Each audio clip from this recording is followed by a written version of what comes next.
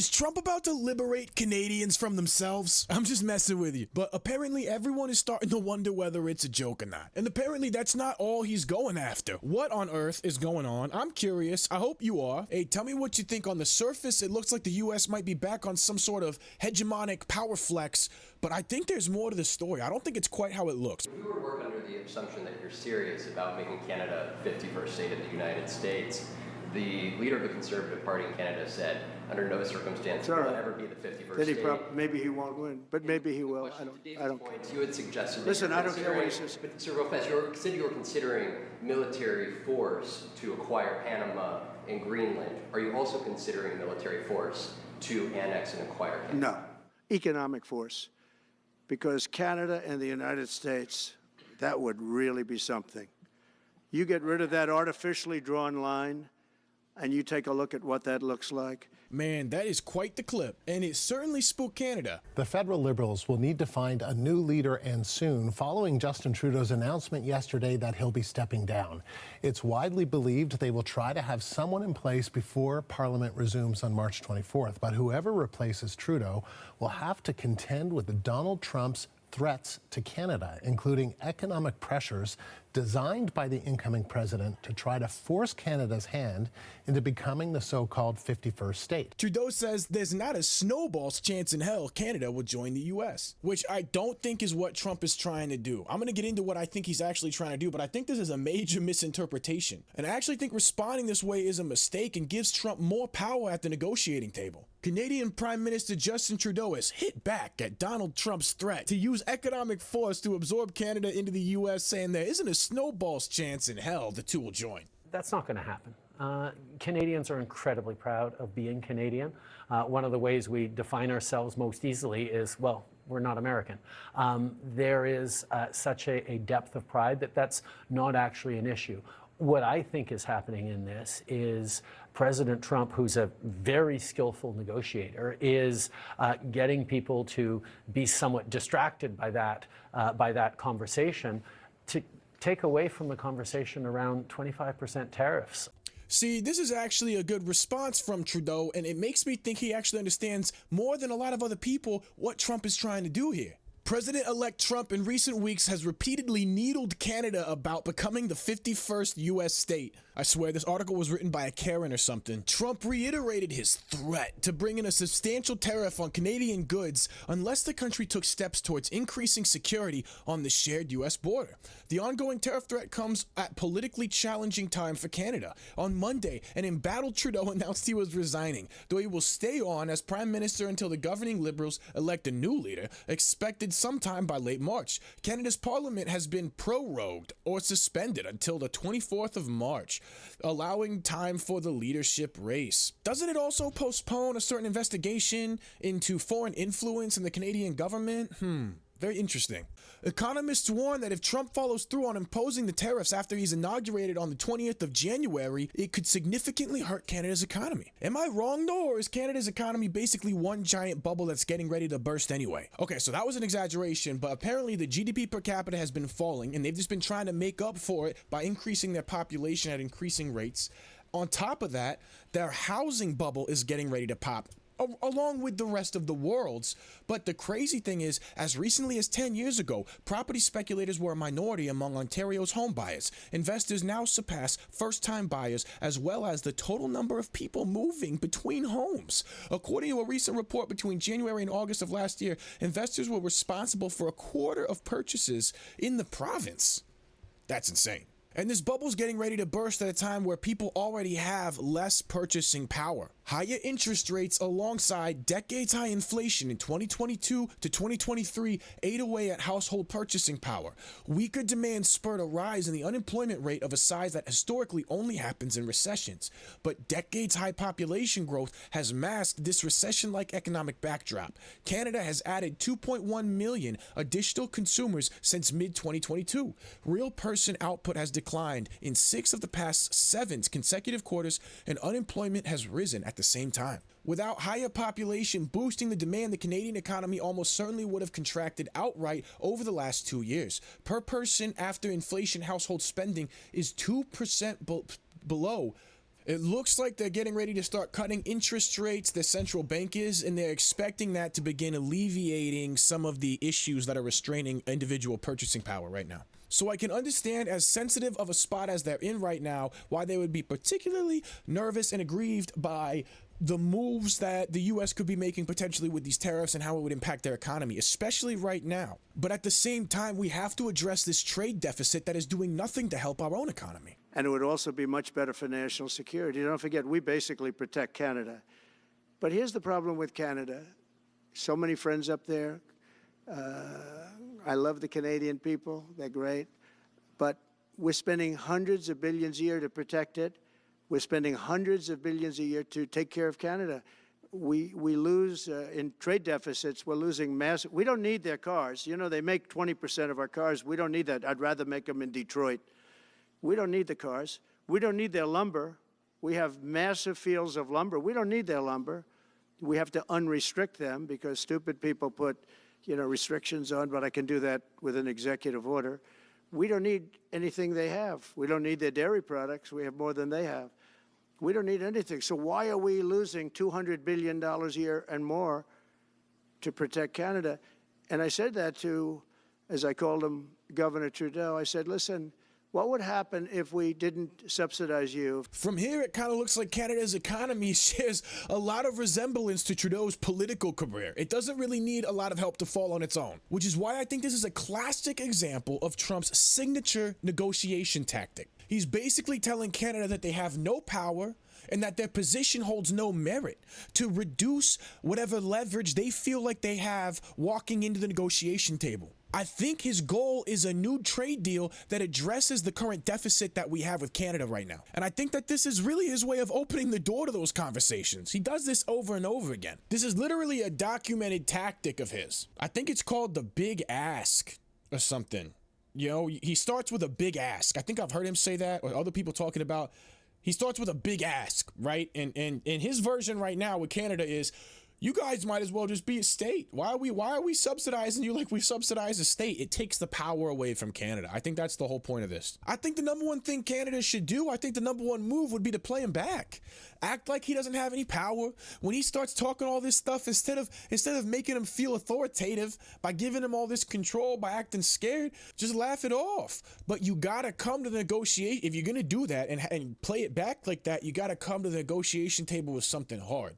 You gotta have built yourself up to be something hard and come to the table with something hard, right? Some leverage, some actual leverage. Okay, so we did the Canada thing. Apparently Trump is thinking about buying Greenland. Can Trump buy Greenland? Technically, yes. Here are his options. If we could, with your references to Greenland and the Panama Canal, so forth, can you assure the world that as you try to get control of these areas, you are not going to use military or economic coercion? No. And can you tell us a little bit about what your plan is?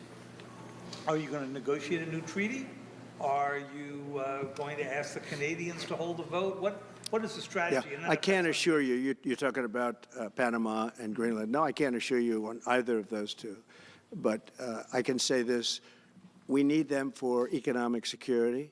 Trump's gambit to buy Greenland may sound ridiculous, but it's not impossible. If the president-elect is really determined to control the world's largest island, he could try to buy it outright if the autonomous territory declares independence from Denmark. He could seek to make it a commonwealth like Puerto Rico, or he could even weave Greenland into a deal like the United States has with Micronesia and the Marshall Islands that gives the U.S. military unfettered access in exchange for defense and financial assistance. There are tons of variations in terms of what is administered by the Interior Department, said Alex Gray, the National Security Council Chief of Staff during Trump's first administration. It's not a one-size-fits-all, and we have precedent for doing a lot of options. If he can't buy Greenland, he could try to add more bases to snoop on nearby Russia and China, and if the Greenlanders agree, which they may not, he could find ways to exercise more authority on the island. But here is what the incoming president could do to change the U.S. relationship with Greenland and the barriers in his way. Well, we need Greenland for national security purposes. I've been told that for a long time, long before I even ran. I mean, people have been talking about it for a long time. You have approximately 45,000 people there. People really don't even know if Denmark has any legal right to it. But if they do, they should give it up because we need it for national security. That's for the free world. I'm talking about protecting the free world. You look at, you don't even need binoculars. You look outside, you have China ships all over the place. You have Russian ships all over the place. We're not letting that happen. We're not letting it happen. And if Denmark wants to get to a conclusion, but nobody knows if they even have any right, title, or interest. The people are going to probably vote for independence or to come into the United States. But if they did do that, then I would tariff Denmark at a very high level. Have you asked your staff to draw up plans for acquisition? I mean, are you active? No, we're not at that stage, but we have people. I haven't even entered office yet. He could buy it. People in Trump's orbit are really starting to think seriously about the negotiations that would lead to the island becoming a U.S. territory, Gray said, a part of an effort to reorient American foreign policy towards the Western Hemisphere as China and Russia turn their eyes towards that same region. I don't think it's out of the realm of possibility that he could do a direct purchase. Gray did have to go pretty far back for a model. He pointed to Denmark's 17th century purchase from St. Croix from France. The territory was purchased by the U.S. as part of the 1916 treaty and is now part of the Virgin Islands. It's not a completely new idea. The U.S. decades ago offered to buy Greenland from Denmark in a long secret plan that was revealed in the 90s. But even if Greenland could be sold, many Greenlanders question whether they would want to become part of the U.S. The island's prime minister, who has called for independence from Denmark in the next decade, has said that Greenland is not for sale and will never be for sale. Apparently we could just straight up take it, but no one thinks we're going to do that. We could strike a deal that allows Greenland to remain an independent state, but gives us exclusive military access and the right to determine which other nations can base their troops on Greenland. It could give the Pentagon a larger foothold in the region while pushing back on Chinese access to Arctic shipping routes as the polar ice caps melt and Russia's air and naval bases in Murmansk on the nearby Kola Peninsula. For Greenland, it would be a lot like what they have with Denmark right now, except they would also have a few more privileges and rights that come with being a fully independent nation. If worse comes to worse, we could just flex some muscle and stick some more bases on there using our influence in NATO. It looks like the main issue is Greenland's location strategically for military purposes, especially with modern military technology,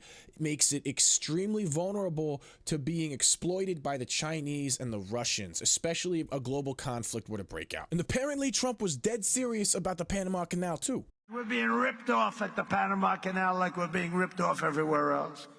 A secure, he just said take it back. That's a good idea. You know, I think Donald Trump actually did a really good job of explaining his reasoning behind the Panama Canal situation himself, so I'm gonna just let him take it. Really great things. We're being respected again all over the world. The Panama Canal is a disgrace, what took place at the Panama Canal.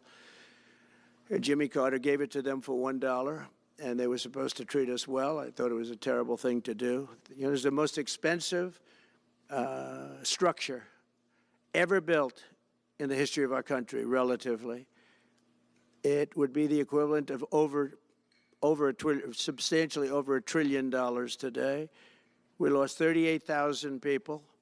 Think of it, 38,000 people, they died from malaria, mosquitoes. They were unable to stop the mosquitoes. They paid people 5 times more to take the job. Many of those people died. We gave it away for $1. But the deal was that, you know, they have to treat us fairly. They don't treat us fairly. They charge more for our ships than they charge for ships of other countries. They charge more for our Navy than they charge for navies of other countries. They laugh at us because they think we're stupid, but we're not stupid anymore. So the Panama Canal is under discussion with them right now. They violated every aspect of the agreement, and they've morally violated it also. And they want our help because it's leaking and not in good repair. And they want us to give $3 billion to help fix it. I said, well, why don't you get the money from China? Because China's basically taken it over. China's at both ends of the Panama Canal. China's running the Panama Canal. And they come to see this Biden, this guy who should never have been allowed even to run for president. Of course, she shouldn't have either, because that never happened. I had to be 2 people, not 1. But they want $3 billion to fix the Panama Canal that's run by China and makes a lot of money, China. one of the most profitable structures ever built, because you have ships lined up back to Florida, frankly, and they just keep going through, and the numbers are staggering, $500,000 to $1 million a ship. And they took it away from us, meaning we gave it to them for $1. But not going to happen. What they've done to us, they've overcharged our ships, overcharged our Navy. And then when they need repair money, they come to the United States to put it up. We get nothing.